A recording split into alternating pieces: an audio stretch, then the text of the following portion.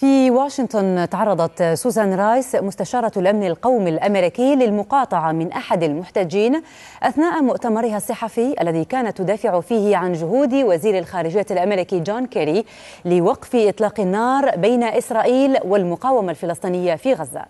وقد ردد المحتج هتافات عالية طالب فيها بوقف العدوان على غزة، وقد تدخلت قوات الأمن وأخرجته من قاعة المؤتمر.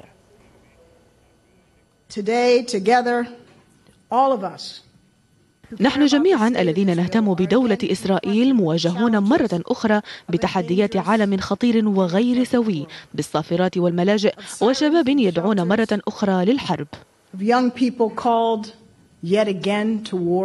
Truth is, Israel is killing innocent people in Gaza. Stop the bombing, stop the killing. الحقيقة هي أن إسرائيل هي التي تقتل أناسا أبرياء في غزة. أوقفوا القصف، أوقفوا القتل، أوقفوا القصف وأوقفوا القتل، أوقفوا حصار غزة.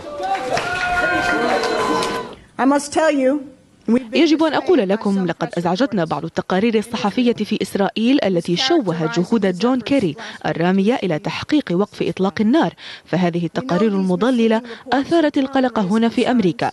في الواقع إن جون كيري ونيابة عن الولايات المتحدة يفعل أي خطوة في هذا الاتجاه مع إسرائيل من أجل دعم مصالحنا المشتركة.